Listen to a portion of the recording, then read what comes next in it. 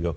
But if he does have the chance to follow the wheels of the other riders who are attacking, and perhaps Cunego has some trouble, we could see the jersey go over to his shoulders. Popovic, Gonchar are still there in the wings, though, in between Cunego and Simoni.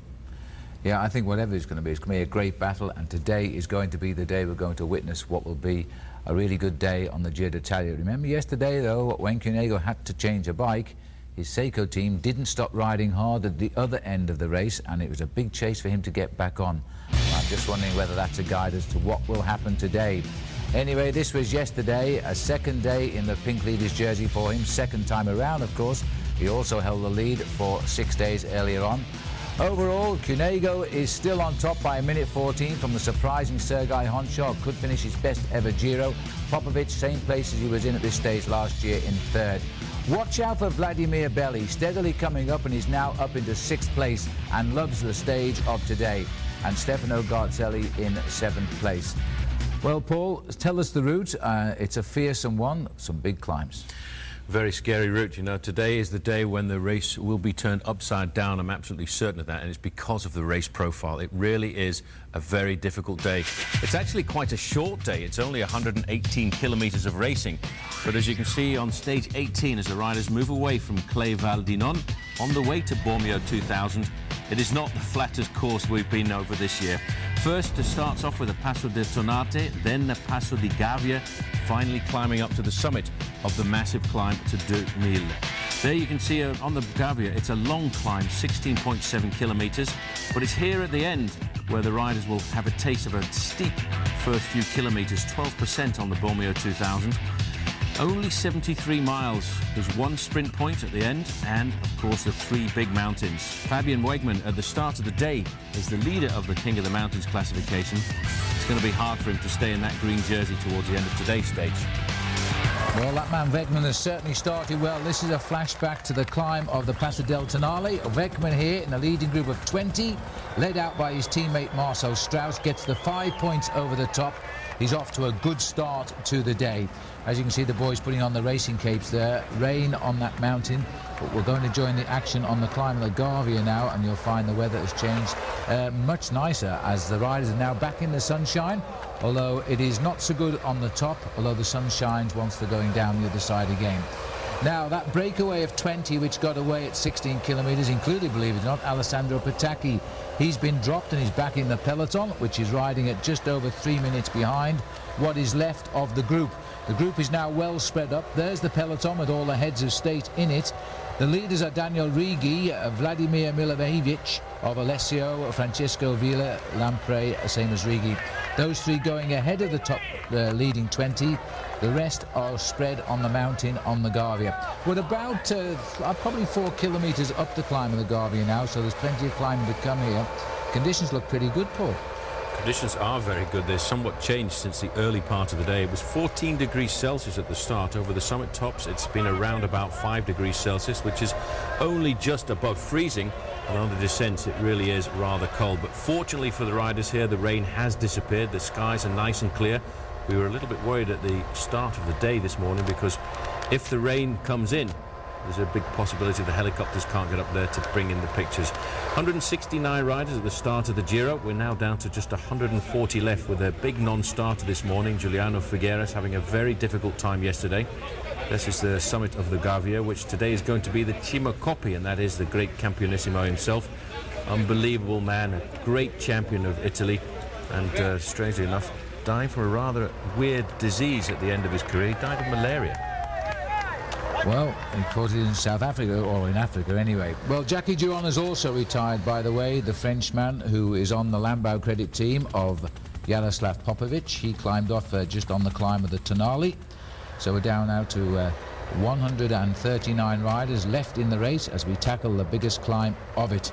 Well, we're settling down now for a long day in the mountains. We'll take a short break, rejoin us, and we'll still be on the Gavia Pass. Welcome back. We're with the leaders on the climb of the Gavia, which is now beginning to fight back because Daniela Righi has been dropped by the 2 riders up front. They were all part of that original 20-man break, and the main field thinning down rapidly, I have to tell you. but all of the riders of importance are still in that breakaway. That'll be Righi in the distance. Well, as we get to the lower slopes of the Gavia, we asked Bob Roll to tell us a little bit about the history this mountain has played in the Giro d'Italia. One of the many traditions of the Giro d'Italia is the awarding of the Cima Coppi, given to the highest point on each year's race route. This year, the honor falls to the Passo del Gavia, situated in Italy's Dolomites. Beginning at 4,200 feet above sea level, the twisting, turning climb doubles in altitude in just 10 miles. Its fearsome reputation was sealed in both Giro and American cycling history in 1988, when American Andy Hampsten and Dutchman Eric Roykink escaped through a blinding snowstorm. Roykink took the stage victory, but Hampsten took the overall lead. The last time it featured was in 2000, when a 29-year-old pro won his first ever Giro stage. It was the catalyst that Gilberto Simone's career needed, and the following year he would win his first overall Giro title. This year Simone is in search of a third overall victory, and although the weather has threatened more snow, with just 3 stages remaining, he will no doubt be hoping for more of that Gavia magic. Well, the roads may look the same, but conditions decidedly better today for the riders. We're looking at some of the breakaway boys here, still from that original 20-man breakaway. Fabian Weckmann trying to stay ahead of the peloton and snatch a couple of points on this major climb in the King of the Mountains competition. If he can score on this one, then we'll begin to believe he can be the King of the Mountains in Milan. He's certainly looking for that, and let's hope and keep our fingers crossed that he can survive. But Bob, this climb here brings back a lot of memories to you, doesn't it? Going back to the great epic day when Andy Hampsten blew the race apart and took the overall lead in 1988. That was one incredible day of cycling, and every time I return to Italy and when I see the ex-pros, all of them, to a man, remind me of that day. And it's watching these images, it was white when I climbed it, but it still brings back some incredible memories. I think they'll stay with me the rest of my life. It's a small road as well. It's a road that continues up for an awful long time, climbs up to 2,600 meters in altitude. And Bob, it is actually a very small pass, isn't it? It is a tiny little road, and you can see that it's just recently been paved, actually, just a few years ago before the 2000 race, the 2000 Giro d'Italia, and Simone won that stage to announce his arrival at the top end of cycling. And since then, we've seen a great star emerge from cycling in Italy, Simone, and perhaps we're seeing another one emerge here in this year's race, Damiano Cunego. Well, I can tell you that the chase group is reforming of Gomes, Lopez, Bertagnoli, Strauss, Weckmann, Manzanti, Righi and Beleka, just behind the 2 leaders, Milojevic and Via. And then we go back down the road to pick up the peloton there, being led, not surprisingly, by Seiko. Watch out for Sergei Honchar. He's chosen to ride alongside Damiano Cunego today. That might mean trouble from a different source. We'll take another break. Rejoin us.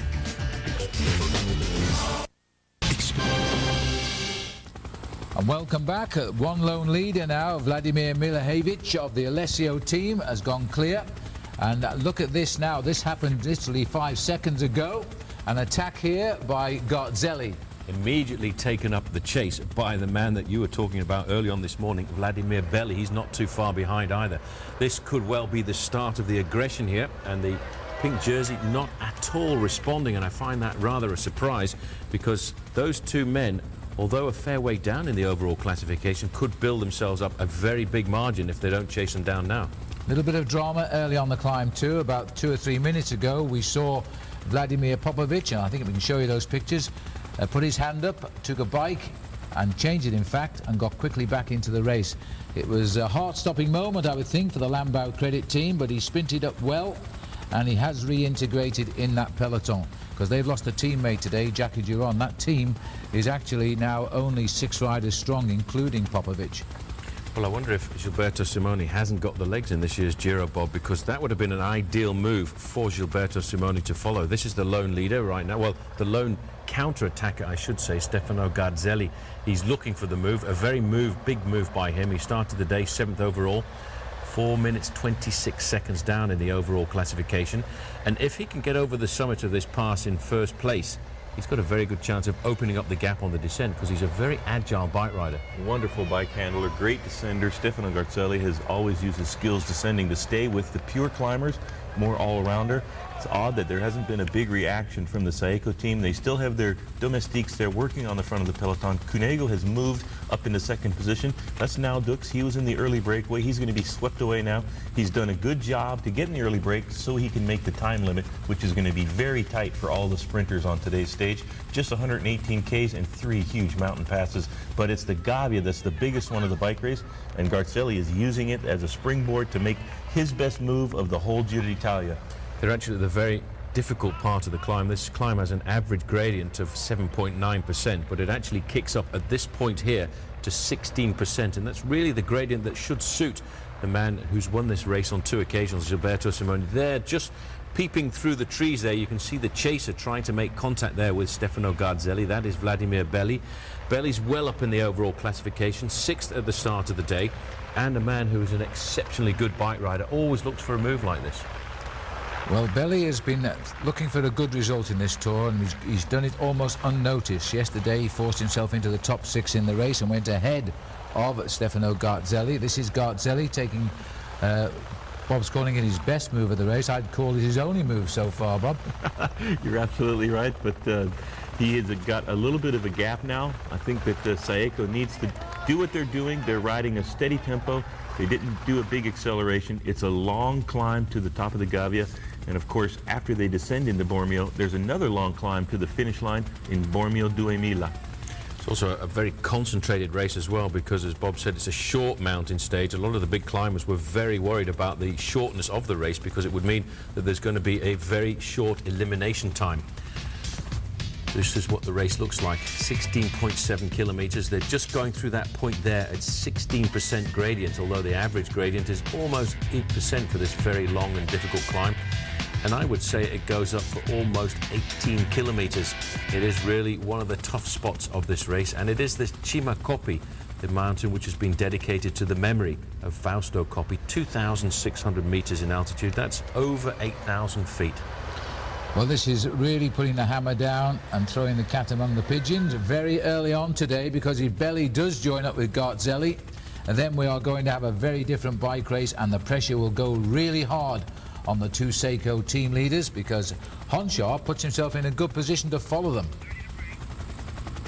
And we're looking down there now at Vladimir Belli as he starts to climb slowly but surely away from the field, which is still not reacting.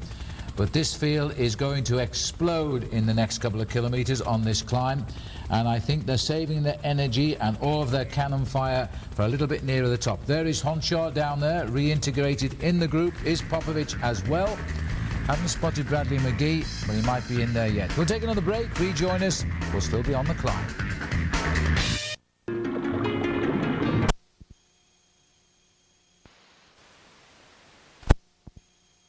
Classification. Well, we see our leader at the Testa della Corsa, Milovovic, but Garzelli taking this march away from the Saeco team is a little bit worrying if they can't steadily close the gap. And if both of these men are in trouble, well, then Stefano Garzelli is going to change this race dramatically. We see Sergei Gonchar in second place on GC, still hanging in the front group there. Doesn't seem like he's having any trouble at all at this point in the bike race. Very tense moment, I think, for Damiano Cunego. The biggest day of his life. I realise for him that he knows if he can get over the summit of this pass and stay in contact, he's got a very good chance of taking that pink jersey all the way to Milano. But at 22 and a half years of age, I wonder if he's got the resistance to hold on from the onslaught of attacks, which are certain to come a little bit later on. Garzelli really, Phil, here taking the race by the horns. This is a big chance for him to try and turn the tables upside down. I think he's a lot further down in the overall classification than he would like to be, and this may well put pressure on Team Saeco. Well, it's a question of experience now and not to panic. Garzelli just raced past Luca Mazzanti there of Paneria, another man that was in the early breakaway, has also been passed. There are very few riders ahead now of Garzelli and Belli. We've still got Fabian Weckmann up there, and of course the leader on the road, Vladimir Milojevic from the Alessio team. But this is, there's Mazzanti trying to hang on there just from, I think he's gone back there to join Oscar Masson. This is the main group. Pavel Tonkov still in here, the winner from yesterday in that yellowish jersey. And Saeco got the team still around at Cunego. Cunego on the radio there as he squeezes his little microphone. 4:30 is the time gap to the leader. It's only around 40-45 seconds to Garzelli.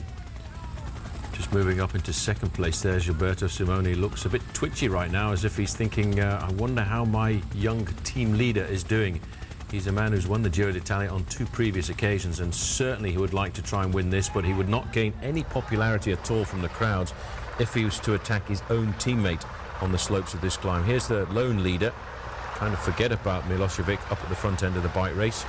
Rides for Alessio, and interestingly enough, he's been 3 times national champion of his country of Croatia. Yeah, he's riding very well. Incidentally, there's no vehicles being allowed up the pass at all, so you have to be a cyclist to see the race and the drama unfold on the slopes of the Garvey today. All the spectators have ridden up this mountain because there is no other way of getting up here unless you fancied a full day's hike, of course. Looking down now, that's the Maglia Rosa group. Brad McGee hanging dangerously near the back end of it, but he's still on the back end of it, and that's all that matters just now for the man who really is a track rider, becoming an extremely good road racing cyclist, and this without doubt his finest Grand Tour so far. Bob, that was a nice pedalling action being stamped out there by Stefano Garzelli, wasn't it? There's a chance for him today to try and put some big time between himself and the other men in this group who are not responding at all. They're not panicking. They're actually trying to keep as many riders from Team Seiko at the front end of the bike race as possible, because over the summit they're going to need some help to try and chase down Garzelli. You can see the effort here that's being put in by Stefano Garzelli. He's won this race before. He's been on the podium a number of times. I don't think he's probably feeling too good about his 7th place position on GC, and he really wants to shake up the overall. He might put Gochar and Popovic both in trouble, as we see our leader, Milosevic, getting up into the snowfields towards the top of the pass, El Paso Gavia, one of the most fearsome climbs in all of cycling, and you can see why. Incredible images coming to us from Italy today. In fact, he's dropped belly, and this is Igor Pugacci, who was in the breakaway, and he's trying to hang on for a minute. Garzelli is going past them one by one and just counting them off, visibly climbing quicker than Milosevic here of the Alessio team. This head-to-head is coming to the boil. Garzelli is not down and out. He could be up and over very soon. We'll take a break. As the pink jersey here of Damiano Cunego, I think to some degree, is being nursed on this climb now, because Garzelli has gone through this tunnel. We're waiting for him to come out the other side just before he went in, and here he is in the background there. He's caught Wegman and a couple of other riders in that group, including Bertagnoli.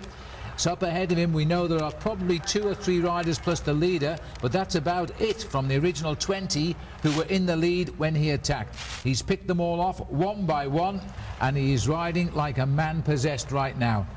Just looking over his shoulder once or twice to try and judge how much time he's putting between himself and the pink jersey group. I noticed there, Bob, as well, that he hadn't had a shave for a couple of days, and that's always a sign of a man who's looking for a big day. The old wives' tale in international cycling says that if you have a shave the morning of a big day, it just takes away a little bit of extra energy. And if you see a bloke coming down to the start of a race and he hasn't had a close shave, you know that he's going for it. Yeah, he's going to go for it. He's been resting for a couple of days, been able to follow the wheels, did a solid job yesterday when some of the riders up in the front there had a lot of difficulty, especially Giuliano Figueras, who actually, because of being dropped way out of the top 10, he was in 5th, dropped out, didn't start today's stage, so now the fatigue is starting to creep into the legs of the riders in the Giro d'Italia, and recovery is as important as power.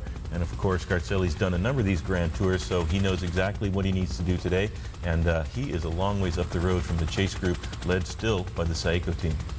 There's the snow we've been worried about, starting to get into the snow line here at the Giro d'Italia, and that group of the pink jersey is being reduced in numbers quite dramatically, but I could still see the white jersey of the FDJ rider, Bradley McGee, riding comfortably. In fact, he's moved up 1 or 2 places, so I think he's actually enjoying the high mountains, which is really quite remarkable for a man who's really had a background and a pedigree of racing on the track. He's turning himself today into a serious contender to ride highly in the overall classification of many of these Grand Tours. Well, this is turning out to be a real tough ride now. We're about 3 kilometres from the summit of the climb here, and this is the lone leader who might well pass over the summit first, and that'll be a great achievement for Milosevic from Croatia, 3 times the road race champion, and got away from the breakaway with Daniele Righi and Francesco Villa, 2 Lamprey riders. They're both back in the main field and probably behind it by now, but he's putting home a very valuable lesson to be learned here. Well, as you can see, it's still an awful long way to go to the summit. These are quite dramatic pictures now as we look there at riders coming back still from that leading breakaway, which escaped very early on today at 16 kilometres. In fact, a couple of the big sprinters, Pataki and Naudush, were able to get into that, and the reason they got into that early breakaway was, I think, because they wanted a bit of a start before we went into the climbs. Well, this is Battagliati setting the pace. Christian Mereni is here. The Lamprey rider, I'm not too sure who it is right now, but it's one of the two riders who were originally up at the front. It's probably Francisco Villa. And there's Mereni off to the right. And these riders, as far as I know, are still in front of this man who is closing in on them quite quickly. Mereni's had a very good Giro d'Italia. He's been on the attack on a number of occasions. He's in 18th place overall. And with a ride today, he could keep himself well up there. He's a man who's been very aggressive, but this is the first sign of aggression we've seen from any of the major contenders. Stefano Garzelli, a former winner of the Giro d'Italia. You can see by his pedalling action right now, it is really starting to hurt. He's aiming to try and get over the summit with a 30 to 45 second advantage over the group of the Maglia Rosa. And I think by the bottom of the descent, he could actually extend that advantage because he's a very good man when it comes to going downhill. Well, Mereni is in trouble as well now, but this is where the mountain is beginning to really kick up and rear at the faces of the riders. It's going to be tough going now. The roads will be a little bit damp. The melting snow's up here. It's actually only 5 degrees Celsius, and that is very, very cold indeed. 2 kilometres now to the summit. Well, there's supporters there for Charlie Wagalis at the side of the road. The Union Jack pinned high up into the big snow sides of the mountain, the snow walls of snow, which for the majority of the year prevent this road from actually being passable by any form of vehicle. And this is one reason why the race organisation were very worried about the Gavia Pass being closed. It is the Cima Coppi of this year's Giro d'Italia, 16.7 kilometres in length, an average gradient of almost 8%, but at the summit it's 2,618 metres, which is more than 8,000 feet of climbing. There is Bradley McGee on the far side in the white jersey, still looking very comfortable. Julio Perez is there as well in the orange jersey of Team Panaria. In the Group 2, Christophe Brandt, who is having a very good ride, the Lotto Domo rider from Belgium. But nobody wants to take up the pace at the front end. The work is being left up to Team Saeco, who are defending the overall lead of a 22-and-a-half-year-old by the name of Damiano Cunego, a superb revelation, really only in this year of cycling. Absolutely. It's been a tour for surprises this year. Brandt is 13th overall in this race, the highest placed Belgian cyclist. And if he finished in that position, I think he'd won the best Belgian finishes for many, many years in the Giro d'Italia. Well, the field now are finding the going on the Gavia extremely rough, but they'll be thankful the conditions are as good as they are. As we're seeing here, Brad McGee still looking very, very sprightly in there, and is going to take a lot of confidence from this if he gets this big mountain behind him. As the team cars are now being stopped in front, Garzelli on the left, the battle behind. He started the day, don't forget, at 4 minutes and 26 seconds off Cunego. I would like to think he's probably got 50 seconds on them at the moment. Sounds like there are a few Spanish supporters at the side of the road there, Bob. I could hear some vengas coming for this man on the attack. Bradley McGee riding a very nice pedalling action there at the back there in the white jersey, using a very small gear, ticking it over. Coming from the track background that he has, he will have a very supple approach to his pedalling style. Most of the track racers used to going around the velodromes very quickly. A little bit of a new experience for Bradley McGee, I'm sure, is doing this Gavia Pass and riding next to snowbanks, which obviously you never do on a track race, unless perhaps it's in the north of England late in the season. Well, we're estimating, but we think it's pretty accurate. He's 1 minute now ahead of the pink jersey group. He's recovered 1 minute of his loss over the period of some 3,500 kilometres of riding. The leader is 4 minutes ahead of the pink jersey group, and he's looking set now to win the big prize at the top of the Cima Coppi today here on the Gavia Pass. But the battle has really taken a new turn today. Garzelli's making his play. We'll take a break. Of the Giro d'Italia. On the left of our picture, Stefano Garzelli has picked off all of the debris from that early breakaway, except one rider up front now who's still leading, and the big teams of the pink jersey are still pacemaking at around a minute or so, and I suspect even more than that now behind Garzelli. This is Vladimir Milojevic on the frontier from Croatia, ticking out a pedaling action just to try and stay off the front end of the main field and hope that he can survive to the summit of the Cima Coppi. But the main action is behind with this fabulous move here by Stefano Garzelli.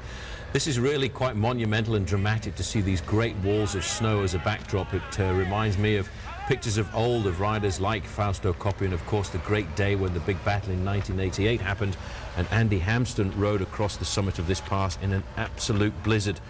Bobby, starts to give you the chills when you see a bike race like this, doesn't it? It's so wonderful to see all the people that have come up to the top of this pass, almost all of them in cycling attire. They've had to ride their bikes up there so they can feel what the riders are going through a little bit. And you can see the difference in tempo between Garzelli and the chase group. Garzelli putting in a huge effort. He's ignited this race. Now Saeko is going to really have to do a job to close the gap down. He's a fantastic bike handler. He's going to throw caution to the wind on the descent and then try to hang on for the last climb of the day. We'll have to see how that plays out. Saeko so far in pretty good control, but it's Garzelli that has lit up the Giro d'Italia. A little bit of a push there. That's a push to the pink jersey. In fact, I think he might be having a little bit of problem there, and it looks as if that might be even Gilberto Simone in person, just pushing Damiano Cunego. This could be the first sign of weakness we can see in Cunego, because that was definitely a push. It might have been just to get him out of the way to avoid making contact with a spectator, but that, I think, was interesting to see. Well, we saw it. Well, I felt the team plan today was to get him up this mountain as best they can and try and counter the move on the last climb of the day, but not expecting to stay out on the attack for such a long way. Heading up to the summit now, Vladimir Milojevic has gone over, the Croatian champion 3 times in his career, but hasn't won many races away from his native country. Is now topping the big climb of the Tour of Italy, and with it, of course, the major prize for the Cima Coppi. He goes over the top in first place. The clock will start now, and we'll wait and see how far behind him Garzelli is.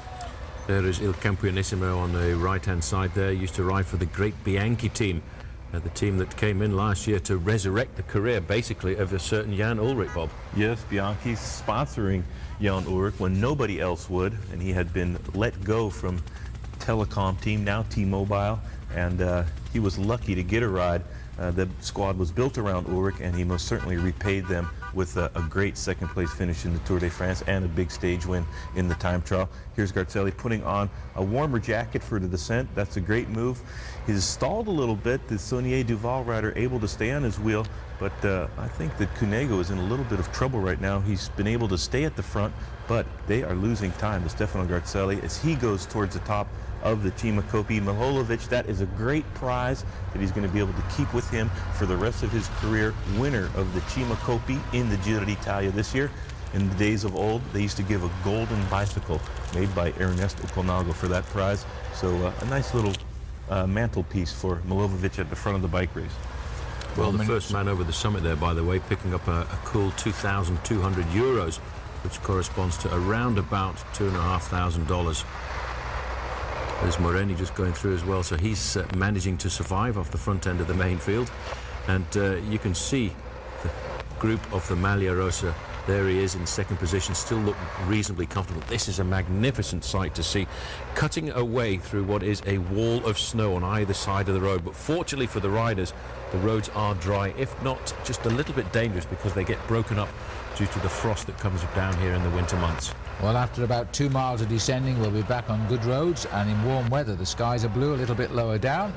This is the jacket he's put on. Momentarily he's been passed there by Juan Gomez. Quickly gets back into his rhythm and goes back in front to take second over the climb. And he bridged almost 3 minutes on the leader on that climb. He's gone over the top 1 minute and 5 seconds behind him. Milojevic has gone over in first place. Garzelli equal with Gomez. Moreni at 1 minute 22. We're waiting for the pink jersey, the Maglia Rosa. There he is down there. Considerable way behind, already conceding 1.5 minutes to Garzelli. Very shortly, Garzelli will be up into second place overall in this race. That's what he's looking for. He wants to get himself onto the podium, and if he can, he'd like to get himself onto the top march of the podium. He's done what I think he had to do, Bob. He had to attack an awful long way out, because if he waited for the final climb of the day up to Bormio 2000, everybody would have been watching each other, and there would have been no chance at all for them to get clear. But this is a big risk. This is a kind of move which is basically all or nothing. There's the time gap of the pink jersey group, just inside of 3 minutes as they go over the summit. But I think Garzelli's going to take some big risks on the descent. Garzelli, a fantastic descender. Do-or-die move being made by Garzelli today. He went out a long ways from the finish. He did get a gap, though. And here we see the results. Traguardo, Gran Premio della Montagna. That's the top of the Cimacopi, the Gavia Pass. And Garzelli now has a good chance to put some daylight between himself and the Seiko team, and they're going to have a very hard chase. And then we have the final climb to the finish where everything will be played out, but Garzelli will have such good morale getting to the bottom of that climb with a bit of an advantage. We'll see what kind of chase they have, but let me tell you what, this descent is absolutely grisly. You have to be wide awake, be able to handle your bike very well. Garzelli won't have any fear at all. Simoni, another fantastic descender. We'll have to see how well Cunego handles this in the big mountains. Lots of switchbacks on the way down, and it's easy to make one little error and you could lose your whole Giro. Look at how dramatic these images are from the side of the road. They're big beautiful walls pictures of snow there. It's a beautiful day, and the riders are very lucky that the roads are dry and the skies haven't opened up yet. So they could stop the picture there, sign the card and say Happy Christmas to Mom.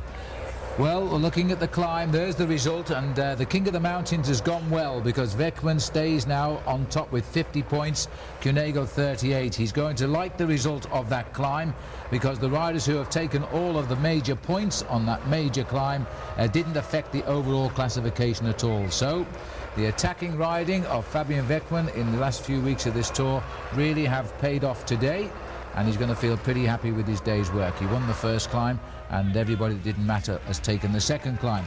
But now, coming out of the depths of 7th overall, he is seconds away from taking the 4th place overall of one Gilberto Simoni.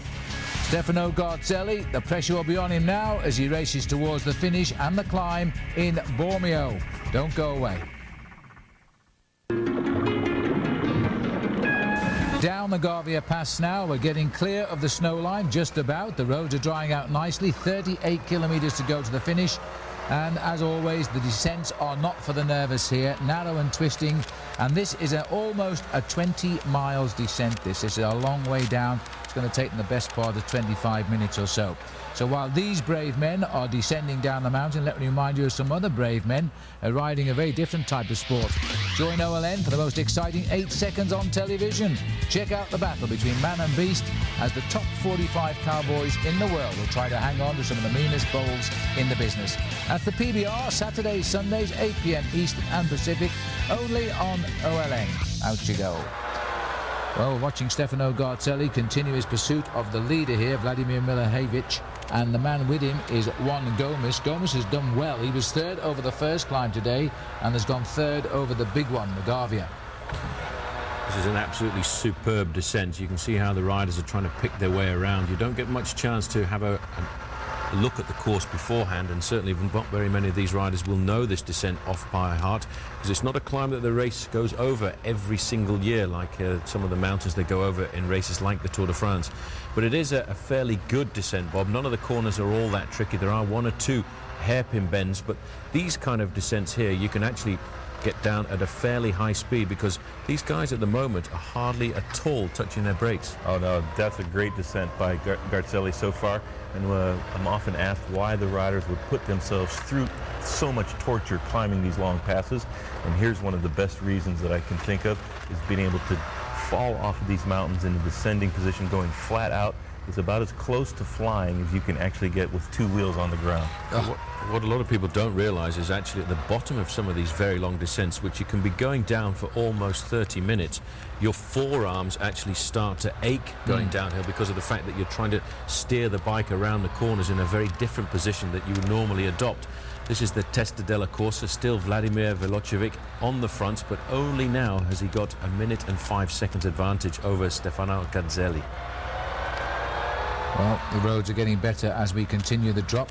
Somebody just went off the side of the road there. I didn't see who it was. It was a Panaria rider. I think it may well have been the little climber from Mexico, Julio Perez, who stopped at the side of the road. He had a raincoat over the top, and I think he was probably just stopping to try and put up the raincoat, because over the summit of the pass there, it was around about 5 degrees Celsius, just above freezing point.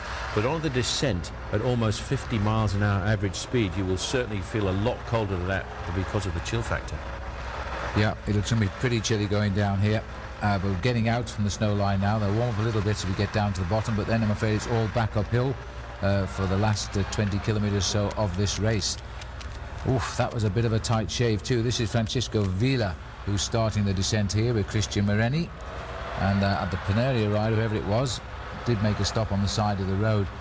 Well, they're going to have to be very careful here. Fortunately, the road conditions are excellent. This is the sharp bend which we saw the leader go round. They've made a good job of it. It doesn't look to me as though the leader is actually descending that well. And here's the rider from Paneria. And it could well be that the minute or so behind for Garzelli will be closed on this descent. There was actually Emmanuel Sella, the young rider who broke the stranglehold of the main field almost a week ago now, and got himself a brilliant stage victory and moved himself up well in the overall classification. But he's up and running. I think Bob probably just stopping to make sure that he got his raincoat on to keep himself warm on the descent. You most certainly don't want to start to get a little bit hypothermic on the descent. It'll make the last climb almost impossible to do. Emmanuel Sela having a great Giro d'Italia so far with 1 stage win and a 15th position on GC at the moment. He had a little bit of trouble there, had to stop. He's going to have a job to catch back up to the front of the peloton, which is being led by the Saeco riders. We assume we had a camera in the back of that group. He couldn't integrate because they're going so quickly, so he had to stay behind the team director's car. Here we see the leader on the left-hand side of the screen, and we see Garzelli chasing hard. This is a graphic illustration of the difference in technique. Milovic almost missing the turn, and Garzelli getting around there about 3 times faster, so it won't be too long before they catch him. But when you misnegotiate a corner like that, you can very easily lose 5 to 10 seconds on the men chasing behind. Because what happens is you actually lose a certain amount of momentum, then you have to accelerate again to get back up to top speed. You see how Garzelli is picking the line around the corners. He's going straight across the apex, not losing any of his momentum at all. He will recover a little bit from the efforts he'd put in on the climb, but he realizes he still has to hold back a certain amount of energy because he's still got the very long climb up to the finish of Bormio 2000 in front of him. Very brave move by this, and this is the leader again, and he certainly is not taking good lines around the corners. He's slowing down to almost a dead stop and then having to accelerate out of the corners. So that time gap that we got of 1 minute and 5 seconds, I would expect to be a lot closer to 30 seconds by the time we get to the bottom of this descent. Well, we're dropping down now from the top of the Gavia Pass, which has taken us to the high spot of the Tour, and we'll continue our long descent down to the bottom as we then continue down to the basement at 1,200 metres. So we only go from about 8,400 down to something like 3,800, and then we start to climb back up again over a couple of little undulations before we go up to the finish itself. What is also very difficult about going down a long descent like this is it actually chills the muscles, and you can see there just in front Christian Moreni in the Alessio Bianchi jersey there. He's actually put on some leg warmers to try and keep his muscles warm on the descent. That's a horrible thing, isn't it, Bob, when you've gone downhill for around about 30 minutes and all of a sudden you've got another hill straight in front of you. It takes a while to let the body get going again. That's a very difficult moment during the career of a bike racer, is the transition from a descent to the climb. We have Milovic way up in the front of the bike race, but he's being chased hard by Stefano Garzelli. He was wise to put on a cape, a rain cape, on the top of the climb, and he still has his knee warmers on. So Garzelli taking no chances with the warmth of his body, trying to stay as warm as possible. So when he starts to climb, he'll be in good order. Moreni doing the same thing, left his leg warmers and booties on and long sleeve jersey the whole of the bike race today. I think he'll start shedding that on the last climb. And look at the stragglers at the top of the Gavia Pass. They are a long ways behind our leaders. Yes, they've taken the clock off the screen now, so we can't tell you how far behind they are, but this is the scene on top of the Gavia Pass. As the Giro continues to come over the top, we go down some 10 or 12 kilometers further down the slopes, and we're looking at the leading rider here, Vladimir Miljevic, as he starts his long way down to the bottom and then the long climb back up to the finishing line. He hasn't won this stage by any means yet, but will Garzelli do it? And will he take the race lead? We'll take a break. OLN Thursdays. Now from the finish, and we're in the town of Santa Caterina Val Thurva. And we're not too far away, Bob, from the Giro. Well, I suppose we are, probably about 14 kilometres, but at these speeds it'll come very quickly. This is the pink jersey group we're looking at here. We've not been able to get in there, but it's been such a dangerous and fast descent in the pink jersey group. Just at the back of the group, I did identify Christophe Brandt, the leading Belgian rider from Lotto Domo. And just in front of him was Emmanuel Sella. So despite stopping at the side of the road, he's managed to reintegrate the group. This is the lone leader. Sorry for the little bit of picture breakup, but these are live pictures coming right up to the summit of the big mountains and then down to the finishing line. And this is the group now, the group of the pink jersey. If we could just get a little look forward, we'll see that it's completely covered in red jerseys. That's Team Saeco. This is the race morphology at the moment. Stefano Garzelli is in second place on the road, a minute 15 seconds behind the lone leader, with Juan Gomez there in second position, and the main field just a little further back. It's good to see, in fact, Garzelli getting a bit of help here from Gomez, Bob. Yes, absolutely. That'll help him get to the bottom of the last climb with a little bit of rest. Besides the descent itself, you can see there's the Saeco team. We haven't had a lot of shots of them on the descent because it has been such a dangerous, fast descent. And I think the cameraman was a little bit afraid to get up there and mix it with the bike racers, and I absolutely don't blame him either. And this is the town just before we get into the outskirts of Bormio, before the last climb of the day. They've closed the gap down to Garzelli. They have. It's just about 1 minute now, so things well in hand by the Saeco team. And it'll just be a question of how well Cunego can handle the last climb after such a difficult day out on the roads, not to mention the 2.5 weeks of bike racing we've had so far. Yeah, I think the advantage has gone back to Saeco at the moment. They didn't panic on that climb, and they've got the men riding again now on the way down. They pulled back on the descent, some 25 seconds on Garzelli. There's still a bit of ground to be made up, though, and of course Miljojevic is still riding off the front by himself and looking good just now. Well, Stefano Garzelli here about to get himself some help from the rear, because coming up now is Cristian Moreni there in the blue and black jersey of Alessio. He'll be joined there by Francisco Villa, but I don't think Moreni's going to do very much to help the progress of this group, because it's his man who's the lone leader on the road at the moment by around about 1 minute and 15 seconds. Bob, Team Saeco taking a book out of the tactical methods of Lance Armstrong and US Postal from last year in the Tour de France, when they were attacked on the big stage that went over the Col d'Izoard. They never panicked.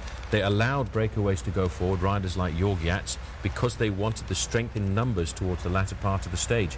And that's exactly what Team Saeco are doing here. They've kept together, they've ridden a nice slow tempo on the slope of the Gavia, so they could be in strong numbers going down to the last climb of the day. There's Gilberto Simoni in third position, just in front of his lone leader. But at the end of the day, so far, it's proving to be a very good tactic. Yes, absolutely. It's a good illustration of how strong Team Saeco is in this Giro d'Italia, to have 4 guys still in front of the bike race, even 5 riders from the same team after the Gavia pass, is quite an accomplishment. Jaroslav Popovic, on the other hand, isolated by himself in the front group. Here we have the group of Garzelli being cut by Moreni and Villa. They're just tacked onto the back. Also, the teammate of Moreni, Pelizzotti, is in 9th place on GC, and he will most certainly not want to do any work with Garzelli at all. He's found himself a problem there. There are 14 riders in this group down below us now. They shed a couple on the way up, haven't rejoined on the way down. Christophe Brandt did, so did Sella. So there's the latest situation. Garzelli 1:15 behind, so he's lost ground to the leader by 10 seconds, which is interesting. Still around about 1.5 minutes in front of this group, but he will move up a little bit in the overall classification if we were to stop the race here. Gruppo Maglia Rosa, the group we're looking at, is the group of the pink jersey, and there he is, comfortably sitting there in 4th position as he heads down this mountain pass, completely surrounded by a very strong team. Right on his wheel there, Jaroslav Popovic. Popovic is riding high up in the overall classification, and nobody from the top 10 has really been put under pressure so far. Bradley McGee is in this group, as is Sergei Gonchar, as is Vladimir Belli, who for a moment almost made the junction to Stefano Garzelli when he went out on the attack, but he missed out for around about 30 metres. Yes, that was very sad. I see that Popovic has one teammate with him there. Now, it's either Bileka, which is likely, who came back from the leaders, or Nico Seymans. They're the only 2 riders who will be capable of staying up with Popovic at this stage of the mountains. There's the 4 riders. Villa, remember, was in the race-long breakaway earlier, as indeed was Gomis.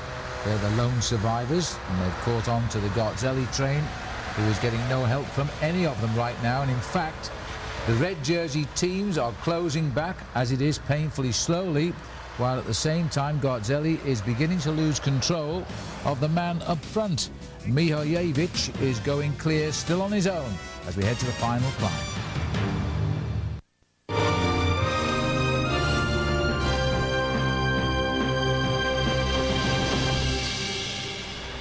And welcome back, the face of the man who's dominated the affairs on the open road today, as he's now running down towards the final climb, heading into Bormio itself, which is where the Intergiro will be, with 20 kilometres left to ride. Chasing group of 4 behind Mihojevic, Garzelli, Gomis, Mareni and Villa.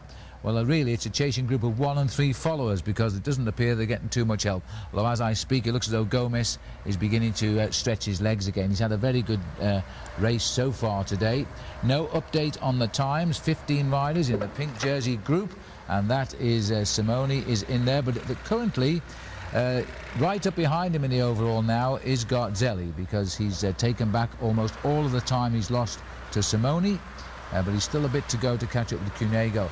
We've had visions of Cunego. It looks as though he didn't enjoy that climb of the Gavia, Bob. It did not most certainly look like he enjoyed that. That's a huge climb. Mile after mile, it's a back-breaking climb. Seems to be in good shape right now, right there where he needs to be on the back of the Saeco train. You can see Popovic coming into the screen as well. Riding cool. He looks very good today. He's had a little bit of a problem at the bottom of the Gavia Pass. He had to change bicycles, but he got back into the front group without too much trouble at all, and he matched the tempo that was being set throughout the climb, and a very select group. All of our main contenders here, except for Garzelli, who was just a little bit up the road. They've done a great job to close it down. No panic. Team Saeco doing a great job. And look at Milovic. He's getting a little bit more time on Garzelli. Yep. I find that absolutely incredible. And he hacked his way down the descent. Garzelli closed big time gaps to him, but now he's starting to extend. I think that Garzelli maybe is pulled off the gas a little bit on his escape, and he's waiting for this group to come back up to him. They should be about a minute and a half behind him right now, and they're closing the gap to Garzelli's group with 3 other riders. Now, this is when you feel the benefit of a strong team around you, because all of the Saeco riders are on the front now and chasing hard, and they are coming close to Garzelli.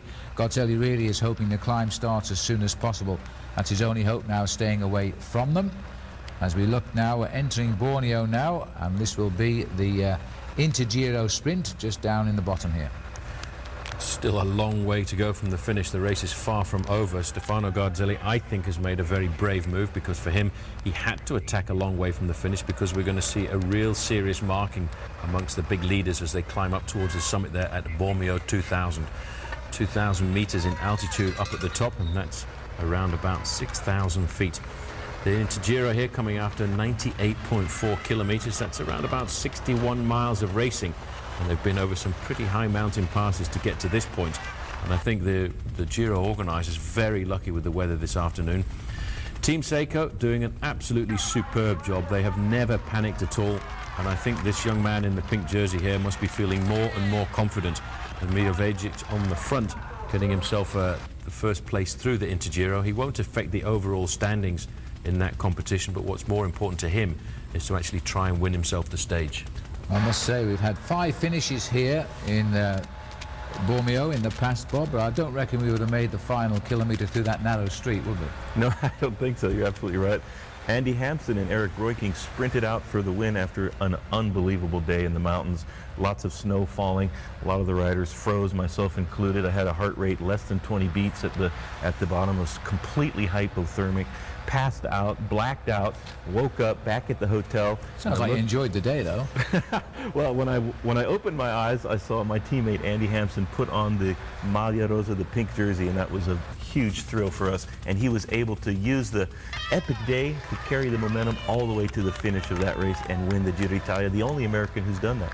Absolutely right. And Andy, I hope, is enjoying the live coverage here on OLM, because he'll be down in Boulder, Colorado. I hope watching and reliving those memorable days back in 1988.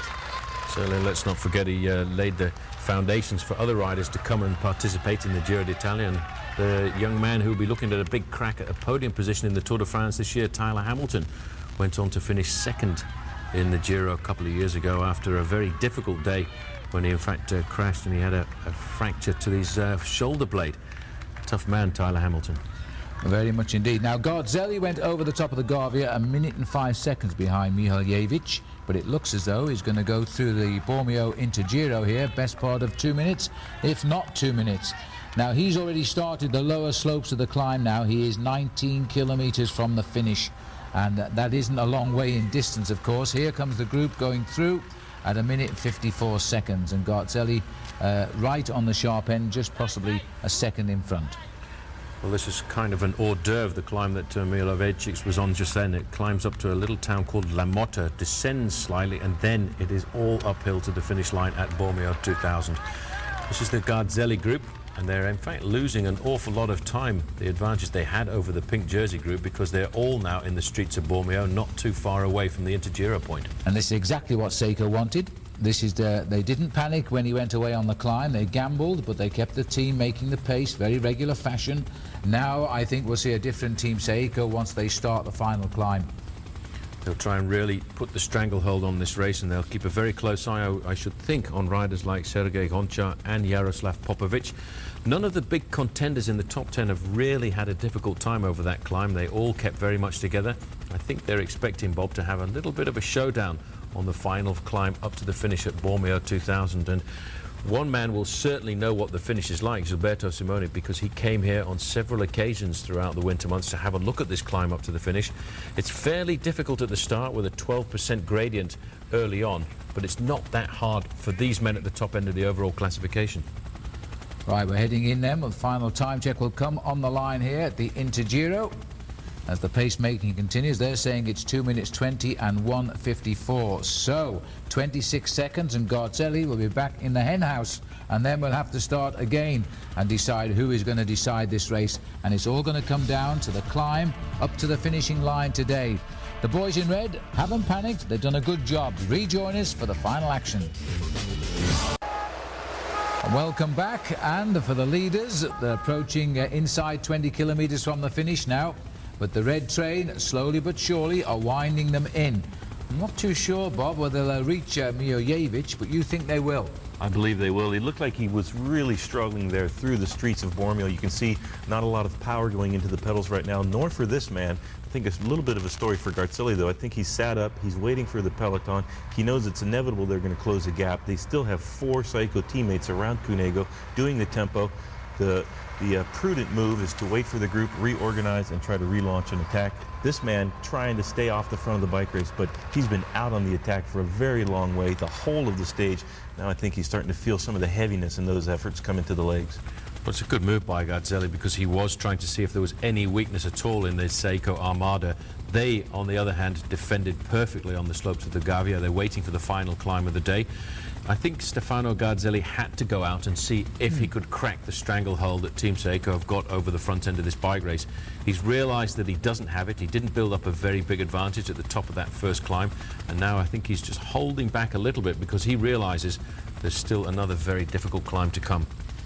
Well, I think Garzelli's ridden extremely well, because he did put in a serious attack there, but I don't think he has the form, and therefore I think he's getting a little bit behind the 8th ball again now as we start to go into the closing kilometres. Mihaljevic, by the way, he's 19 minutes behind overall, and so he's no threat to the pink jersey, and they're not really chasing him. Once they get Garzelli, he might still scamper away to the stage win. Anyway, this June, here's a date for you all to note, because as Lance Armstrong begins to prepare for his 6th Tour de France win, join OLN and we will recount Lance Armstrong's 5 previous victories in the Tour de France, from his first win in 1999 to that record-tying win last year. That's Lance's 5 battles won, Monday, June 21st at 8 p.m. Eastern and Pacific, only on OLN, of course. Looking out across the Dolomites today, on stage 18 of the Giro d'Italia, happy days will be coming in Milan on Sunday for the survivors. Today and tomorrow is the battle as to who will take the final pink jersey into Milan. And it is still unclear, Bob. Absolutely. Damiano Cunego has not proved to be super strong on the big mountain of the Gavia Pass. Of course, we have a long climb to the finish before this stage is even over, and then some huge climbing again tomorrow. That will really tell who has the ability to recover during the bike race and who is going to be left behind. Gonchar looking strong in second place, so is Popovic, but it is still anybody's ball game in the top 4 of these riders. I don't think anybody's going to be able to take 2.5 minutes out of Cunego on the last climb. Simoni there in 4th place might be the man to do it, but the attacks are going to have to come from Popovic and Gonchar before I think he'll go with them. We have 18.7 kilometers to the finish line for our leader. Well, Garzelli definitely sitting up here. He realises he's not going to get any help at all from the other riders in this group. So he's realising that the better part of valour now is to wait for the main group with the pink jersey and possibly try something again on the final climb of the day. Yes, and in the far distance there, I think the group is beginning to make progress pretty quickly. This is a new road to the riders in the Giro. Although we finished in Bormio, we haven't been right up the mountain behind it before, taking us up to Bormio 2000. And will take us up to almost 2,000 metres, hence its name. 1,938 will be the finishing line today. It gets quite hard, it's steep slopes, 10%, and the boys in red are trying to get this race back together for a final assault, and may the best man win. Fingers crossed for their man. This is what the final climb of the day looks like, though. It's a climb of around about 10 kilometres, just inside. 7.5% is the average gradient, but at the bottom, it really does kick in. Look at that, 12%. That's when they will first get the serious pressure, climbing up to 2,000 metres at its maximum, and that's just over 6,000 feet of climbing. This man has put a long effort in. He escaped this morning after just 16 kilometres and was part of a 20-man group that has never really had very much more than 2 minutes and 40 seconds advantage over the main field. So he's actually done an excellent job to stay in the lead. He's been professional since 1997. But until the last couple of years, he's been on a very small team from his own country of Croatia, the team KRKA. And Bobby, in fact, was 3 times national champion of Croatia. Looks like quite a big bike rider to get up that hill, though. Interesting to note that Fausto Coppi spent many years racing for the Bianchi team, and the Alessio Bianchi rider getting the Cima Coppi. I think he had a little bit of extra incentive, and he put in huge effort on the Gavia Pass to get that Cima Coppi. Now he's into the streets of Bormio. He has 1 climb to go, starting to struggle a little bit, but a great raid out on the roads by that man, Milovacic, from the Alessio Bianchi team. And here we have the riders of Saeco chasing down. They're right on the wheel of Stefano Garzelli, who's just in front of them. Tonti in the front there, and Sylvester Schmid still there doing an incredible job. What a powerful squad Saeco has turned out to be in this Giro d'Italia. 2-minute margin seems to be the name of the game for the leader today. Riders have tried to reach him and fallen back. Garzelli himself wiped out all of the 19 members of the breakaway in bits and pieces on the climb of the Gavia Pass. But still he's out there, and it looks as though Garzelli will be picked up in the next kilometre or so, because if we could swing the camera around, I think you will see the red guard on the way up. Not too far behind at all. They're just on the small climb here, which is not a categorised climb on today's race, to the summit of a little climb called La Motta. Then they go downhill for 2 or 3 kilometres, and then the climb will begin in earnest. You can just see there one of the riders from Saeco was in fact just taking his feet shoe covers off there, Bob. Shoe covers coming off for the last climb of the day. A few raindrops, but it should be warm and partly sunny at least up to the last climb. And after such a long descent in very, very cold temperatures, the legs can get full of lactic acid. This is a very difficult part of the bike race, the transition between the descent and the last climb of the day. So Garzelli knows now that they're coming back to him. He hasn't seen them since he attacked on the climb of the Gavia Pass. We can see them now over his shoulder. He's going to feel the hot air as the riders sweep by. So we've got about 23 riders in this group now. Garzelli's back in the fold. 1 man out front. We'll take a break.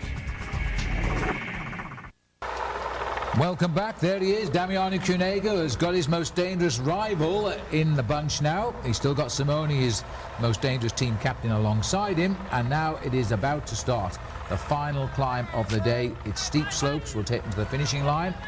He's never shown a weakness on these finishing climbs yet, but he didn't seem to enjoy the climb of the Gavia Pass. Some 23 riders in the pink jersey group chasing 1 man, and they don't really care whether they catch him or not. They've got this race under control again. Once again, they haven't panicked at all. They've had plenty of attacks thrown at them over the last 2.5 weeks of racing, and never at all have they shown any sign of cracking. There in fourth position is the pink jersey, not too far away from him on the left-hand side. You can see it's Sergei Gonchar and Andrea Noe, a man that we've not talked about very much, as always in the Giro d'Italia, and he's well up in 11th place in the overall classification. There he is, just on the right-hand shoulder there of the pink jersey. And just looking down there, it is Vladimir Bileka, who's the Lambau credit rider, doing what he can now for Popovic. Popovic hasn't had a great team around him. He's still up there in third place, though. This is the leader of the day. It looks like he is actually approaching the 15-kilometre board now. Again, the distance is not quite agreeing with the race manuals, but that seems to be pretty typical for the Tour of Italy. 15 kilometres to go, Bob. Did you find that you always found the mileage is differing when you rode the Tour of Italy? Well, I was suffering the whole time and completely cross-eyed, so I could never really read the graphic correctly. I just hoped and prayed that I would get to the finish line in good order each day. Some days we had good legs, and then we would try to do something special. Never win in a breakaway, though, in the Giro d'Italia. One that stayed away anyhow. Well, that's what Rafael Iliano thinks in this race. He seems to get in the breaks. We haven't seen him today, have we? Not surprising. The names that we're looking at the front group here, Phil, are all the big heads of state of the overall classification, which is led by Damiano Cunego, still by 1 minute and 14 seconds ahead of Sergei Gonchar. Third position, still Jaroslav Popovic, 2:22 back. Gilberto Simoni, I think, will be looking to try and improve on his fourth place if he can on the final climb up to the finish this afternoon. And Bradley McGee is still holding on there in fifth place, which is a remarkable performance. We're just dropping down here into the small town of Lochia, and then the riders will begin the final climb of the day in earnest, around about a 10-kilometre climb up to the summit. And we've gone under that 15-kilometre banner. Now the cars are coming to a stop here. Is there a reason for that, I wonder? Unless they're being instructed to pull over because riders are slipping off the back. These are riders coming back up into the pack. So there's a few riders now, look like Chocolat Jacques riders there, beginning to integrate the peloton. Taking the advantage of the slight lull in the race before the final ascent starts, this man will do well to keep the pressure on and continue. I think he will build his lead now because they wanted Garzelli. They've got him. The gap 2:05. So in theory he's come down, but I'm not too sure that gap is to be relied upon. And whatever the problem was, Popovic was the man who slipped off the back, and that's Bileka bringing him back on. It must have been just another mechanical incident. He's fortunate this afternoon that he does have a teammate. His teammate actually is in this leading group because he was part of the early morning breakaway and was caught on the slopes of the Gavia Pass, but he's been paced back into the group. Jaroslav Popovic at one stage looking like a man who could win this bike race overall. And I have to say, Bob, I think if he was trying to win the Giro d'Italia, he would have to move across to a slightly more solid team. Yes, he needs better teammates. You can see if it was up to him to close this gap today, he'd have to do something like that to try to come back to Garzelli, who had attacked previously all by himself, and that's no way to win the Giro d'Italia. And you need strong teammates to do the tempo. Oftentimes we're asked, what do you mean exactly by teamwork in a bicycle race? And you can see it now with the Saeco riders on the front of the peloton, pacing Simoni and Cunego to the bottom of the last climb, and then those two leaders of the team will take over and make the hard tempo up the last climb. But Sylvester Smid and Eddie Mazzolini doing incredibly amounts of teamwork today. They've been on the front for almost 100 kilometers so far. They've never shirked any responsibility of making the tempo, and that's why this team is so very strong. Popovic, on the other hand, has had to sit back and wait. He's taken advantage of the pacemaking being made by Saeco. He does have the legs. You can still throw in a big attack on the last climb of the day. Well, Bormio 2000 is the last mountaintop finish of the Giro d'Italia. The whole climb is 9.9 kilometres, 6 miles of climbing. The average gradient, just 7.5%. It climbs up to just inside of 2,000 metres on the finishing line, which is 6,000 feet. But it is a very steep, Phil, 12% at the start of the climb. What do you think about Sergei Gonchar, Bob? I mean, he's finished 4th and 5th overall in the past. He's won the time trial stages on many occasions, 5 in fact. He's there and he's riding first man of the riders behind Saeco. Well, any sort of difficulty that Cunego might have, he would inherit the jersey if he was able to stay with the chasers, both Popovic and Gilberto Simoni. Our producer, Joel Felicio, has picked Sergei Gonchar as outside hope for overall win of the Giro d'Italia. So his prediction might be coming true today. He's having no trouble at all matching the pace in the huge mountains. And that's an incredible accomplishment for a powerful rider, more known for his time trial skills. Well, with a name like Felicio, of course, he supports all Italian cyclists, and then he is supporting a Ukrainian. I can't believe that. Well, Ukraine who rides for a very good Italian team. Difficult thing, I would say, though, for Sergei Gonchar is he's never been the kind of rider who's able to attack on a big mountain slope. He's a strong rider, a rider who will get up these mountains on his big gears, and that certainly doesn't bode well for a man who needs to accelerate away and to get himself a gap over riders like Cunego. And I don't see any chance at all of a man like Gonchar being able to attack and outwit a certain Gilberto Simoni. Well, Simoni will most certainly not allow Gonchar to get anywhere too far up the road from Cunego. He'll do everything in his power to keep Gonchar in check and even try to attack him if he sees some weakness coming into the big, powerful rider from the Dinardi team, Sergei Gonchar. Well, the drive is on. They're saying now 2 minutes, another 5 seconds chipped off by the workhorses in Seiko. They're trying to carry their 2 missiles to the bottom of the climb and then release Cunego and Simoni to sew up the 19 of the 2004 Giro d'Italia. Well, that man is still clear, and we're getting closer. We'll take another short break.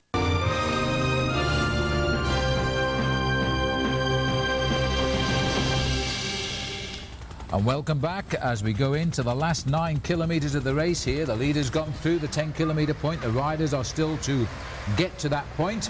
Helmets off, hats off. Let's hope he leaves his clothes on as he now starts the final climb of the race. And that means legally he's allowed to take off his crash helmet today because it's more than 5 kilometres long.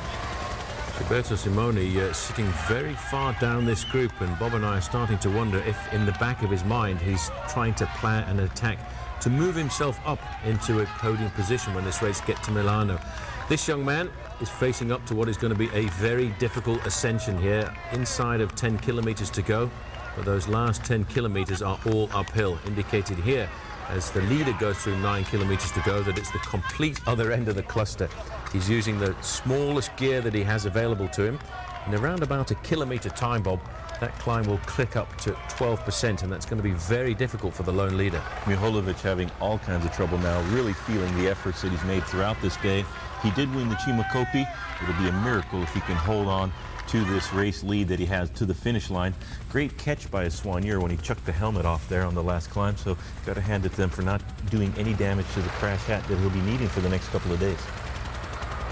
There's a nice sharp hairpin bend which signals a change of direction, and when you do that it usually means it's uphill.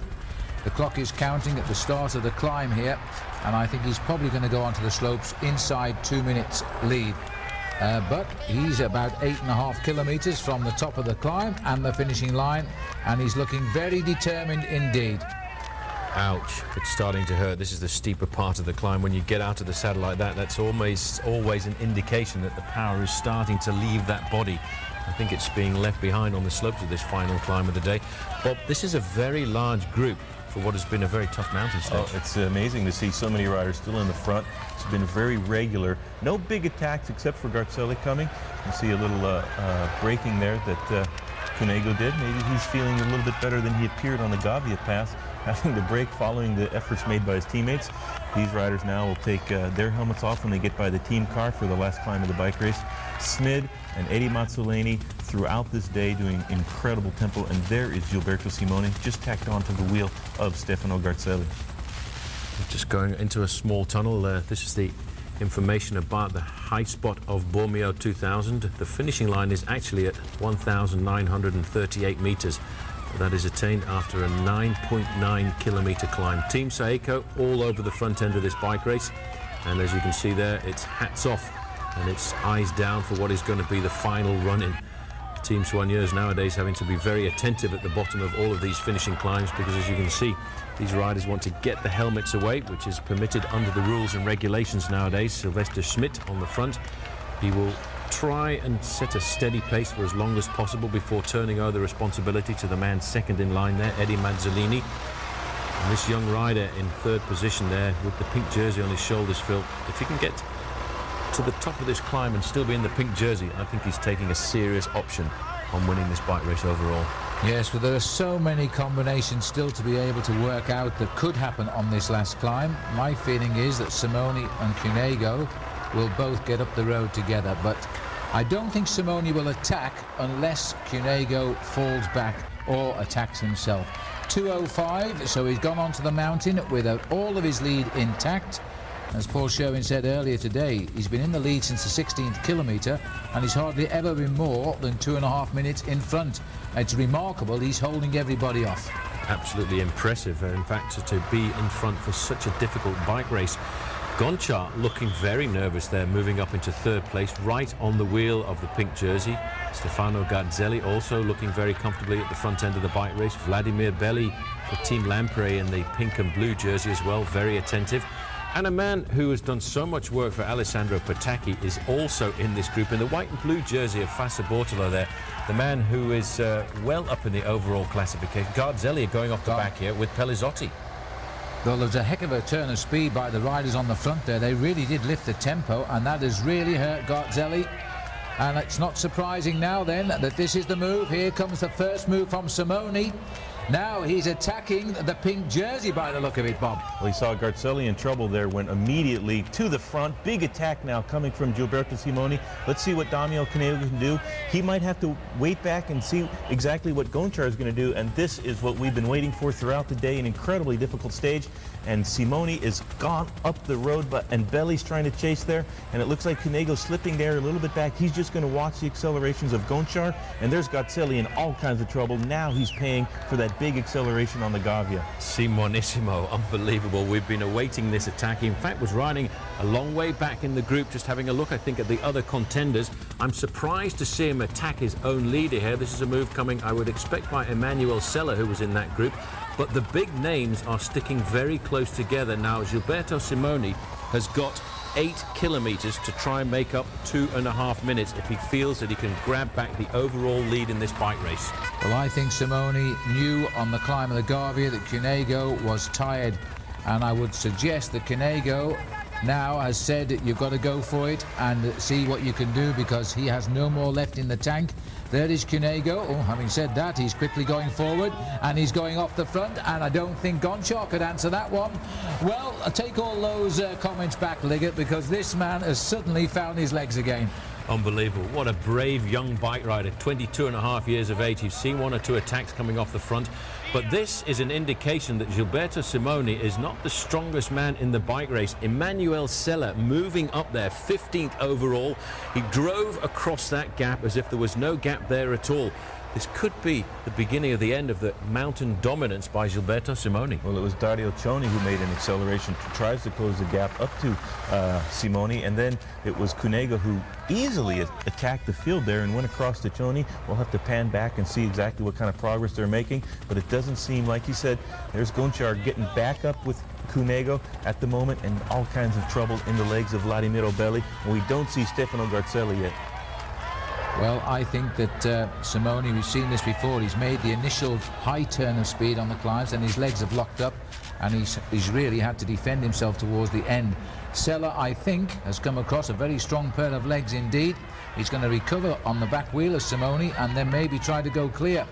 Cunego has still got company back there, 4 or 5 riders, including the amazingly surprising Dario Cioni is back in that chase group with Cunego. This has been a great Giro d'Italia for the younger riders. We've been seeing so many young riders coming through in the sport. Cunego riding defensively there. He will actually psychologically, Bob, take power from the fact that he's actually controlling everybody else, while his team leader and the man who he respects wearing number 1, Gilberto Simoni, has gone out on the attack. The way Simoni is riding, he's not going to take back the overall lead. He may well move himself up into a position to get onto the podium, but he hasn't got that acceleration to get himself 2.5 minutes, I don't think, right now. It did, like you said, seem as if Cunego was just watching Gonchar there, as well as Dario Cioni, while Gilberto Simoni is starting to get into his rhythm now, trying to extend his lead over this group right now. A little bit of a tough spot for Cunego to be in. He doesn't want to be seen to be trying to close the gap to his team leader, Gilberto Simoni, who's in 4th place. So he'll have to wait and see how well Dario Cioni and Sergei Gonchar can do. We do not see Jaroslav Popovic so far, and we'll have to see where he comes up. And Garzelli, of course, has been dropped right on the first slopes of the last climb. Well, this is incredible riding by Sella, because he's gone forward now to give Simoni a hand here. There's a chance to see one of the youngest riders in the race. He was a brilliant stage winner way back in the first 7 days of racing. He's now looking to climb back into the top 10, which he could do with a nice break here. But look at this now. I think Cunego's little group, and thanks to the hard work of Dario Cioni, is clawing them back into the action, which is an indicator that Simoni hasn't got the big sparks of last year. He certainly doesn't. If this had been Gilberto Simoni of 12 months ago, the gap would already be around about 45 seconds. And as it is, Dario Cioni, the workhorse for Alessandro Petacchi, is clawing his way back to the man who's won the Giro d'Italia on 2 occasions. And Cunego is looking very comfortable. The way he accelerated after Dario Cioni indicated that his legs are fine for the moment. Thank you very much. And we don't see Jaroslav Popovic coming into the frame yet. We'll have to look further down the mountain, and he might be in danger of losing his 3rd place position in GC. Sella having a great ride. We didn't see anybody able to bridge across to Simoni last year when he made his attacks, but it was Sella this time that didn't have too much trouble at all. Simoni has looked behind, seen Cioni chasing, and is now accelerating again. This is a very, very tough battle on the final slopes of this climb. Cunego looking very cool so far. 2nd position there in the 2nd group out on the road following Dario Cioni. Well, Valjevec just on the back of the group there for Team Phonak, the Slovenian national champion, and they're all trying to chase this one man who we tend to forget is a long way up the road completely on his own. This man was in the breakaway from the kilometre 16 of this morning's stage, and he's still surviving, but I should think his advantage, which was 2 minutes at the start of the climb, is beginning to crumble. Yes, unfortunately, we have no time check on him right now, but he's still away, and that's the most important thing for him just now. You know, we're talking about Tadej Valjevec at the back there. There he is. He's been caught and passed. Well, I can't believe that. We've got no time checks, and now straight up on him has come Simoni. Simoni now racing for the stage win here, but Sella is now looking rather like a man who is feeling good, and he could be going for his 2nd stage win. Great young bike rider, and again a rider 23 years of age, his 1st attempt at the Giro d'Italia. You can see the pain that he's putting himself through there, Bob, just to stay on the wheel of Gilberto Simoni. Cunego in the pink looks very calm and collected. He does, on the shoulder there of Sergei Gonchar and Eddie Mazzolini, his teammate. They're just going to watch these riders around them. Valjevec in 10th place, Dario Cioni. Simoni might now have a chance to extend his lead a little bit. They were just on the wheel moments ago. Now it looks as if the pace has come out. Cunego now playing the defensive role, just watching the other riders in the top 10 on GC. Sella turning himself inside out to stay on the wheel of Gilberto Simoni. Winning himself a great stage on stage 11. It was into Cesena, and that was his 1st ever professional win. He could be looking his 2nd professional win right into the face here, but to do that he's going to have to outsprint Gilberto Simoni at the top of this very difficult climb. Julio Perez as well in the group for Mexico and for Team Panaria, and here you can see Jaroslav Popovic trying to get back onto that group. If he can make himself onto the tail of the group here, he could keep his high place in the overall classification.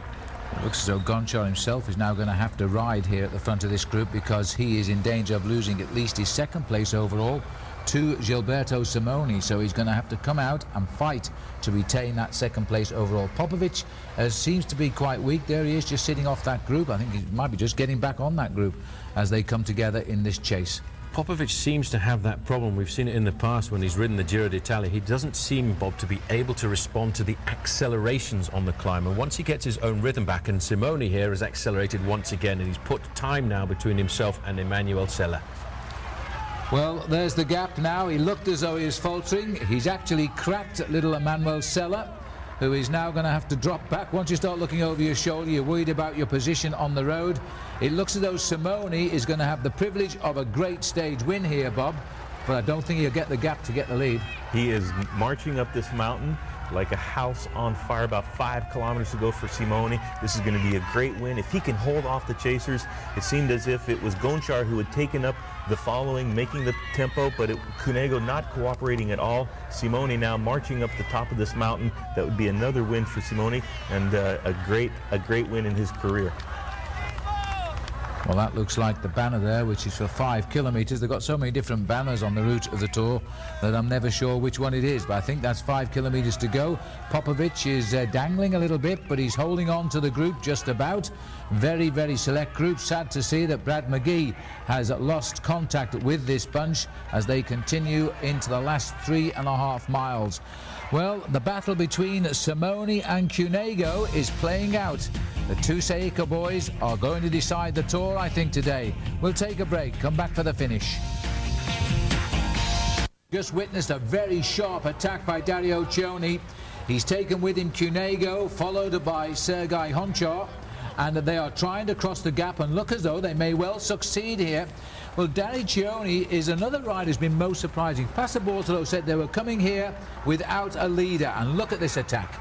Superb attack for this rider who on the flat stages has never been very far away from the front end of the main field, looking after the interests of Alessandro Petacchi. In the mountains, he's been given a free car to ride his own race, and with this performance here this afternoon, he could find himself moving up into 5th place in the overall classification, and that is remarkable. Popovic in difficulty.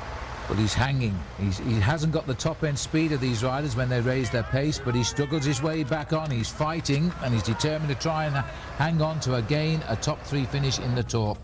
Simoni is trying to fight into a top 3 finish, and at the moment the principal players are restricting him. He needs to finish by a clear minute plus over these boys to get up into 2nd place in this race. Well, Gonchar there in 3rd position in that group are very defensive. He's not able to respond immediately to the accelerations, but because of his sheer power, what he does is he rides up to the wheel of the men who are going out on the attack. The gap between Gilberto Simoni and the chasing 3, the men in that group, which is his own teammate Damiano Cunego, is not opening up at all. In fact, it's coming down. Well, if you had said that Dario Cioni would be closing the gaps to Simoni's accelerations in the mountains, in the Dolomites, the last couple of days of the Giro, I don't think anybody would have believed you, but that's exactly what's happening today. Dario Cioni doing a great ride over the Gavia Pass and now up to the top of Bormio Duemila. Well, clearly there's the face to tell you that Simoni is not riding like he was in the mountains of 1 year ago. He's looked over his shoulder. We'll be very disappointed to see just yards behind him now Dario Cioni, because Cioni's not the mountain climber like Simoni usually is. There is Cioni. Gonchar, he's like a limpet, isn't he? He goes onto everybody's back wheel and they take him up there, and he's still holding on to 2nd place in the Giro. He's finished 4th and 5th in years gone by. This could become a little bit of a group together, and you can never take anything away from Damiano Cunego because he's done everything in defence of his team leader, and he's still going back up in the pink jersey. Quick glimpse there of the group of Vladimir Belli. He too has been put into difficulty. He won't get any help at all from Eddie Mazzolini, but he will get some help from his own teammate who was in that group. Gilberto Simoni was banking on trying to move himself up into the top 3 position in the overall classification. I think he will do that, but I'm not sure that he's going to win the stage here this afternoon, because it looks as if his own teammate Damiano Cunego is being dragged back into this race by a certain Dario Cioni. There's Emmanuel Sella on the back of this very select little group, which is reforming behind with Julio Perez. They're on the left of our screen. On the right are the 3 riders who were dragged clear of them by a fabulous attack from Dario Cioni. Passabortolo came here all as one for the great riding and sprinting of Alessandro Petacchi. But here is a man who's worked his heart out in those line-outs for Petacchi and has still found the strength to race for a high overall place. And he could be climbing up now to a top 5 finish in the Giro. And that would be a great result for him. Here comes the catch now. Cioni has dragged 2 riders up to the team captain of Seiko. And there's another move here. This will be Julio Perez now, who's trying to sprint the gap closed as well. Former king of the mountains. Well, I must say, I think that Gilberto Simoni probably knows what he feels like inside, but I think he must be surprised at who is doing the pacemaking. I don't think anybody would have expected to see Dario Cioni do the pacemaking, probably not even Dario Cioni himself. We're now looking at a very select group, Gonchar being forced to the front. He is in 2nd place in the overall classification at the start of the day, and he's not too far away from Damiano Cunego, but I don't think, Bob, Cunego is in any problems at all. Damiano Cunego having no trouble to match the accelerations of Cioni and Gonchar, sitting there very comfortably, showing incredible amounts of maturity. Never panicked on the Gavia Pass when Garzelli attacked, let his teammates do all the tempo there. Didn't panic again when Simoni put in the attack.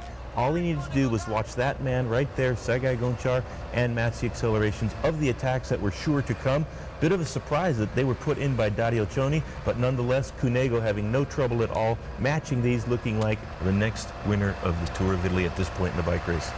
Gonchar's a very big, strong bike rider, ticking out a rhythm on the front end of the group, which will be comfortable for these guys to actually stay in contact with. In fact, it's Emmanuel Sella trying to ride himself back into the bike race there. and here is his teammate Julio Perez, who's ridden across to the leading group of 4. So that is interesting. This man last year, I think, made the mistake of trying to ride high in the overall classification, when what he's much better suited at is attacking on a mountaintop finish like this. So very shortly I would expect to see the move come from the man in orange. 3 kilometers to go, just under 2 miles to the end. The hill doesn't bite quite as hard as it did lower down the slopes. I think now we're looking at a possible group sprint between these 5 or 6 riders, and that will put the odds in favour of Cunego to win his 4th stage. Very rapid acceleration. He's a great bike rider. He's just got to keep his eye really on the man in front of him, Sergei Gonchar. I would be a little bit worried about the presence of Julio Perez, because he's a long way down in the overall classification. If he were to attack, I don't think anybody would probably chase him down. Except perhaps Gilberto Simoni, who needs 16 seconds to move into a podium position ahead of Jaroslav Popovic. He has been dropped. He could get 20 seconds on the line. So I think Simoni might even ask Cunego to help him win the stage to get all the time possible. Needs 20 seconds. If he reaches the line first, he would take over 3rd place, and that would be an incredible result for Saeco. Simoni maybe now at this point thinking about the Tour de France later on in the summer. He tried to do good last year in that, and I think he was stung a little bit by the words of Lance Armstrong, who went out and won the race.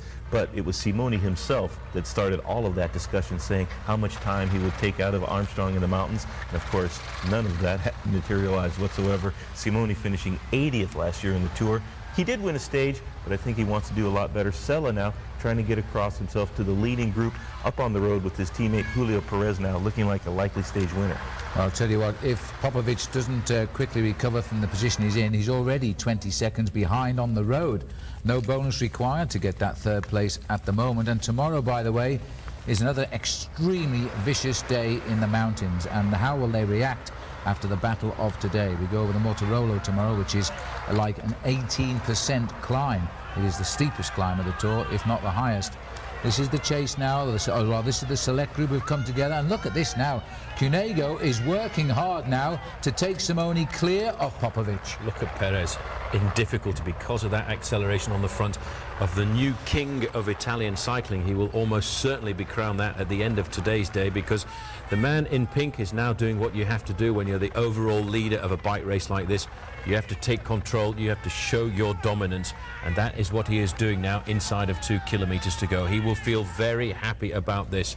It's a good move by that man there to try and put time between himself and Jaroslav Popovic, and by doing this he's actually dragging his own team leader, who's team leader before the start of the Giro, Gilberto Simoni, into a podium position. That's right, but they won't dislodge Honshaw in 2nd place, because there he is, locked onto the wheel of Cunego, and he'll try to sprint out a bonus at the finishing line. Cunego, unselfishly now setting the pace, not for himself, but to try and drag Gilberto Simoni onto that podium with him, which is only 48 hours away after today. Just a big mountain day tomorrow, of course, which could still swing.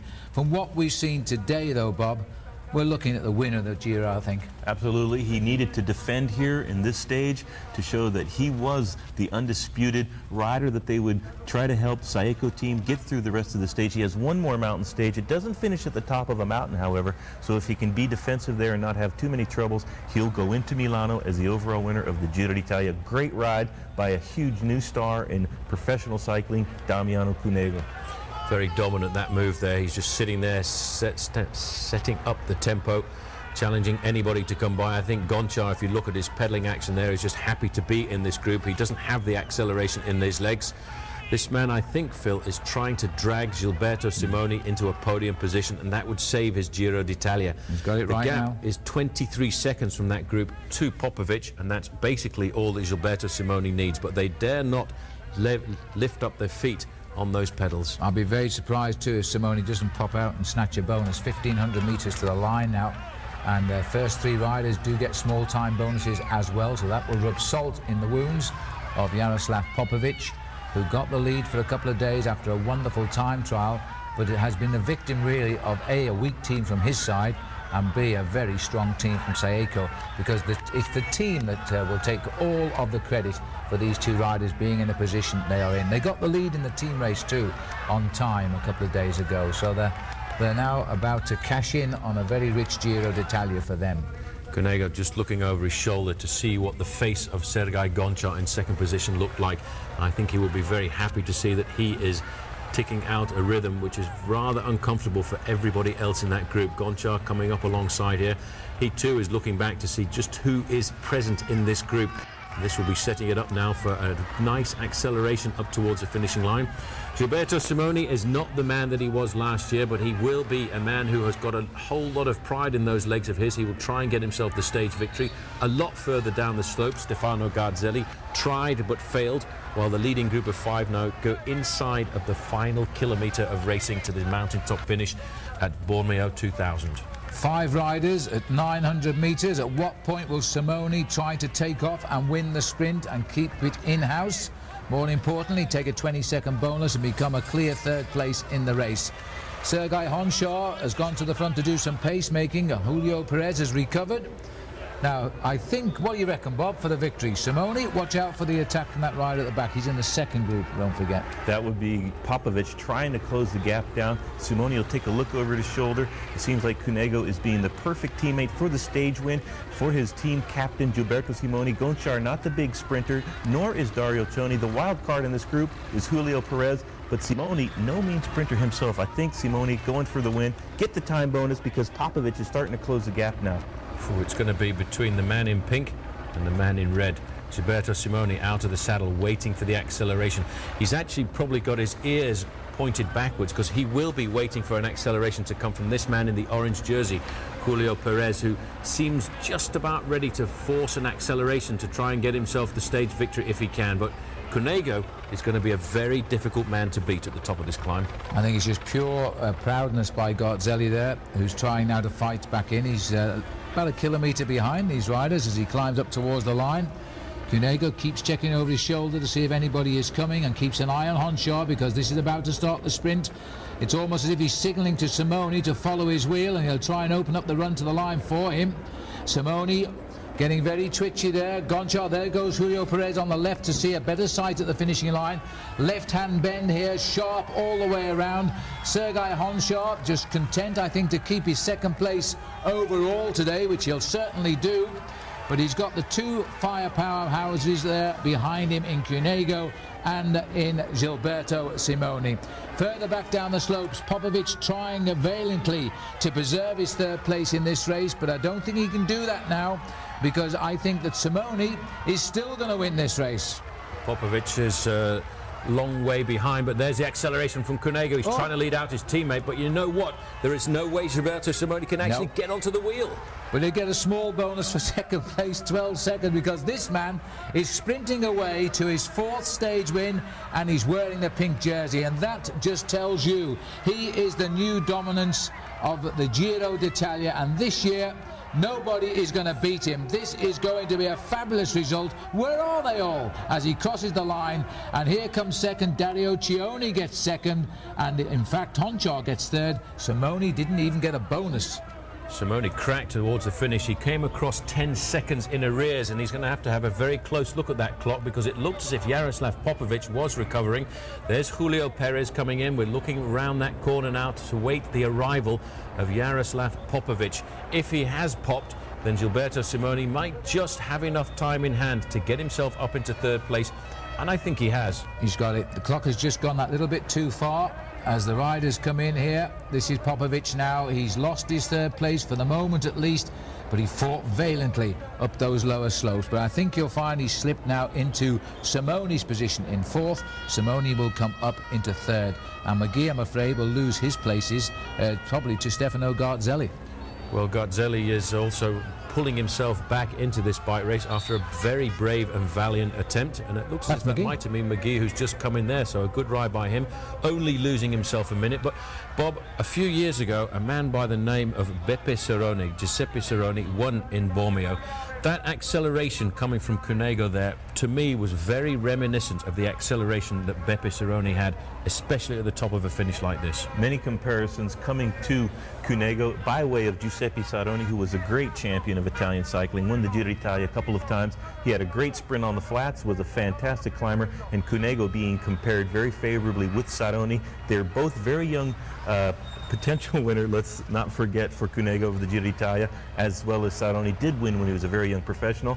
And here we see Stefano Garzelli, last year's second place finisher, coming to the line. He's going to lose some time today. He put in a valiant effort, but not nearly enough that was needed to match the acceleration and incredible riding of the Saeco team, both Simoni and Cunego.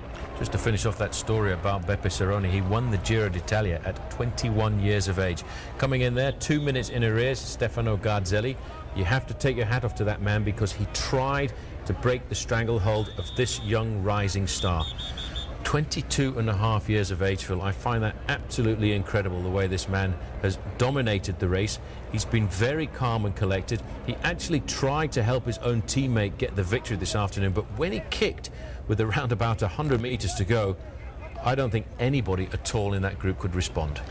Well, he's set fair now to enter the record books as the 6th youngest rider ever to win the Giro d'Italia. It is not over yet, because it's a big mountain day again tomorrow.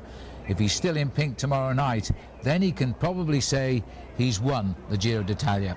But so far, he's doing nothing wrong and everything right. With that magical sprint, it's stage win number 4. Come back for the prize presentation.